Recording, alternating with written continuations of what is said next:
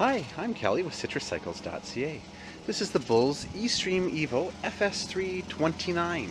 Bulls uses long names for their bikes, but they're very descriptive. So Bulls, of course, is the German manufacturer of these bikes. You may not have heard of them in North America, but they're well known in Europe. They've been around a long time there, and their e-bikes are quite popular. And they're becoming much more popular here in Canada as well.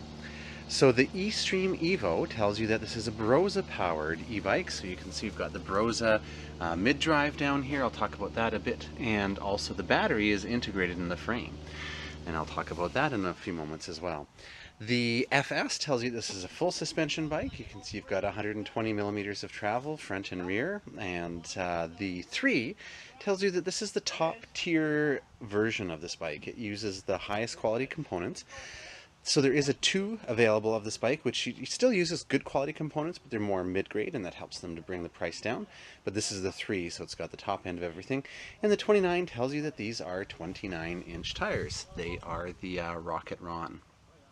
They are tubeless ready, and they've got a good degree of puncture resistance as well, which is really nice. They're quite good tires for a bike like this. So the standout features to me on this bike is the value. Definitely, it's a great price, and especially when you compare that, for example, you've got over here the eStream Evo FS3 27.5 Plus. This bike is about $800 more, and really the only differences between this bike and the eStream Evo FS29 that we're looking at is that this uses a 27.5-inch plus tires, so these are 2.8-inch wide tires, and it has 150 millimeters of travel front and rear.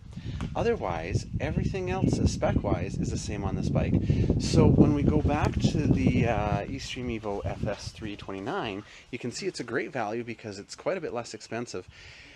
Now, if you are doing, really serious mountain biking with a lot of drops and jumps, then you may find that it's worth spending the extra to get that 150 millimeters of travel. Similarly, I love the 2.8-inch tires myself. For the type of terrain that I'm riding, there's a lot of loose gravel. It's pretty easy for me to lose traction. With those 2.8-inch tires, I find that I'm really able to climb a lot more and really don't lose traction nearly as much. So in that case, you may be better off looking at spending more money and getting the 27.5 plus. But if you're all right with the 120 millimeters of travel, and you like the traditional 29-inch tires with the, I think these are 2.25 or 2.3-inch tires for the width, then this is an exceptional value. The other standout feature besides the value on this bike is the fact that it doesn't look like an e-bike. That integration they've done by putting the battery into the down tube and really hiding the motor behind the crank there, and even the display here, which I'll talk about in a moment, very, very minimal. So it really doesn't look like an e-bike. For more information on this bike, for pricing, I've talked about it being a good value. To get the current price, go to our website at citruscycles.ca. There you can also look at the detailed specs on the bike. You can book an appointment to come try it here in Ladysmith, or you can take advantage of our Try at Home program. We'll bring it to you anywhere on Vancouver Island or the Lower Mainland. Of course, we can also ship it anywhere across Canada, and all of that information is available on our website at citruscycles.ca. Okay, so I mentioned that one of the real standout features aside from the value is the fact that it really doesn't look like an e-bike, and that's because we are using the Brose mid-drive.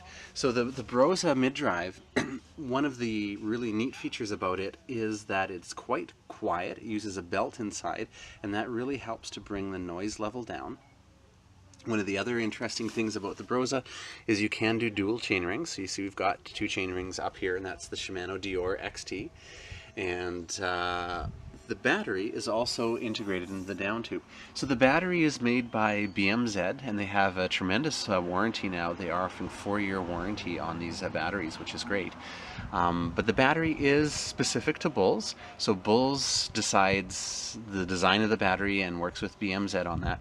And one of the great things that Bulls has done with their bikes is they have a massive 650 watt-hour battery in there.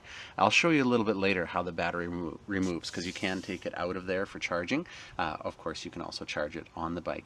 So 650 watt hours is going to give you massive range. Just for comparison, when you look at the Bosch systems, which I love, and Bulls does make some Bosch driven bikes as well that I definitely recommend you consider. Those are 500 watt hours. So the 650 watt hours is very impressive. Really will give you exceptional range.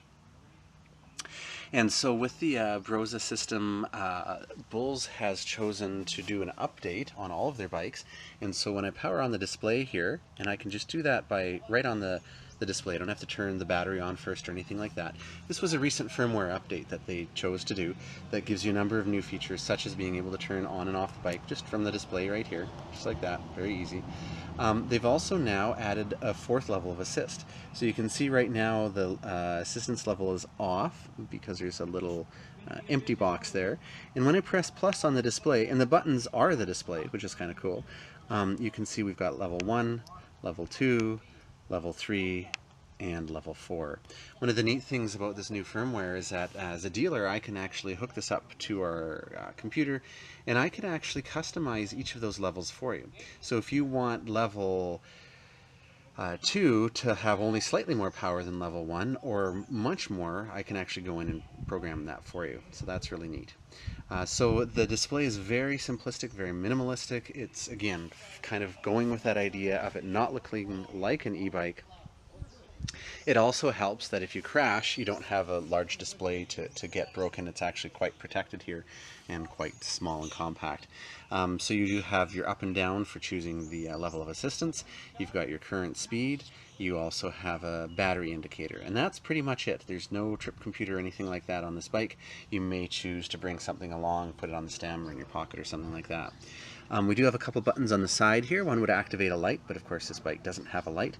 Now you could, if you wish to, you can buy the necessary wiring harness and hook up a light that would be powered off of the main battery. And then the bottom button here, that's the walk mode. So when you press and hold that, that will actually activate the motor at a low speed, about 5 kilometers an hour, which is a typical walking speed, so that if you're needing to push the bike up a hill perhaps, although really the power in the motor is quite impressive for climbing hills. So maybe you're doing some stairs or a bypass, or maybe you're in a pedestrian area, you can press and hold that, and that will activate the walk mode for you. So that's the main features of the Brose system, and it's quite a different experience than some of the other mid-drives and the Bosch, for example. It's very responsive, it's quite quiet, and with this new firmware update we're definitely seeing more torque and more hill climbing power, which is a good thing on this system. So let me step you through some of the other features of the bike. Again, Bulls has really chosen to go with some really nice high-end features. So we do have ergon locking grips, which is great on a mountain bike. I mentioned we've got the Shimano Deore XT. We do have a visual indicator for both sides because you do have the front chainring here. And this is a 28T 38T combination, and on the back we have 11 speed with a massive climbing gear here, which is great. It does have the clutch that you can turn on here that kind of just tightens things up a little bit so your chain isn't bouncing around. Makes the shifts a little bit stiffer, but a lot of people like riding with that clutch on, and that's the Shimano Deore XT Shadow Plus. So, and you can also just turn that off. We do have a through axle on the rear here, so they've really made this bike very durable. We've got 180 millimeter hydraulic disc brakes. So these are the Shimano one and a half finger, 2-finger levers up here. Lots of stopping power. They do have the IceTech technology as well to help dissipate heat, so you know you're going to not have problems stopping with this bike. And you can see, the wiring is all wrapped up and run through the frame. Really nice, tight, clean integration. You're not going to worry about snagging a wire. On the front here, we also have a maxle or a through axle. And this is the RockShox Yari. Like I said, it's got 120 millimeters of travel, which is nice. Of course, it is an air fork, and so you can set that up with a shock pump according to your preference and your weight. We've got some compression control at the top here, and down at the bottom we also have the rebound control. And we do, again, on the front have that 180 millimeter rotor for the brakes. Like I mentioned earlier, these are the Rocket Ron, and they are tubeless ready, and some good amount of puncture resistance on there. One of the, here's the RockShox Monarch on the rear, again another 120 millimeters of travel there, and an air fork, and we do have some your air there, and we also have some rebound settings, and you can also lock it out here. You can see we can make it locked or open. And another really neat thing that you can do when you go with the Brose system is you can actually put a bottle cage, and so Bulls did put the Bulls specific bottle cage on there, which of course will fit any water bottle, which is great because a lot of times that's something that's kind of missing on an e-bike. We have some FS8 cranks, we have some standard Wellgo pedals, and you know, I always tell people, don't buy a bike based on the pedals or the saddle or the grips, because those are easy to change. Now, like I said, they do come with nice grips. Pedals are okay, but you know, I would probably change those. Either you know, if you want to go with a clipless, or you want to go with some platform style with some removable pins, and you know, sealed cartridge bearings is a nice upgrade to do. And you know, I can't fault Bulls for, you know, these are okay pedals, but most people are going to change the pedals, so they don't want to increase the price by putting really nice pedals on and then most people not using them. And the saddle actually is a decent saddle. It's a Selle Royale M1, but again, you know, you may have a personal preference and want to change that, but it is a decent saddle, and they do have a quick release on there.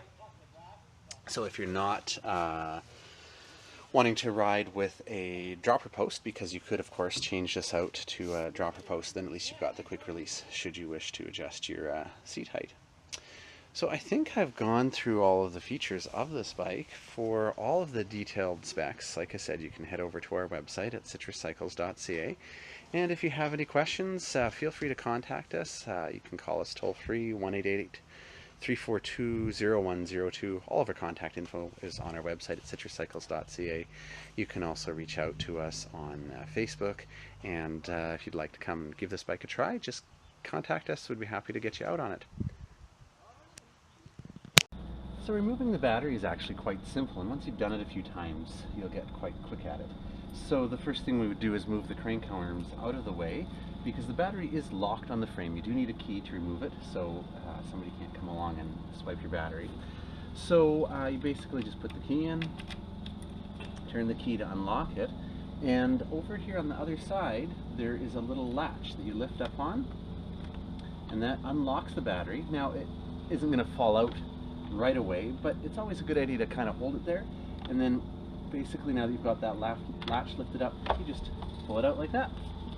Really easy. And putting it back in, same idea. You do the top first, kind of just slides up in there, push the bottom in, you hear it click, and now push the latch on the other side here down, remove the key, and it's locked. See, I can't lift up on that latch, so the battery is locked in. You want to make note that you don't want to leave the key in, obviously, because the crank arm could come around and hit the key and bend it, and you don't want that. So make sure you remove the key when you're done, but it's very straightforward. For charging the battery, you can charge it on the frame if you wish. Just open up the charge flap here and plug it in. Or you can, of course, remove the battery as I just did. And it's neat, it uses a magnetic end on the charger, so you just kind of orient it the right way and it snaps on. And that's great if you are charging it on the bike and you accidentally trip over the charger, something like that. It's not going to wreck the bike, it's just going to pull the charger cable away since it is magnetic.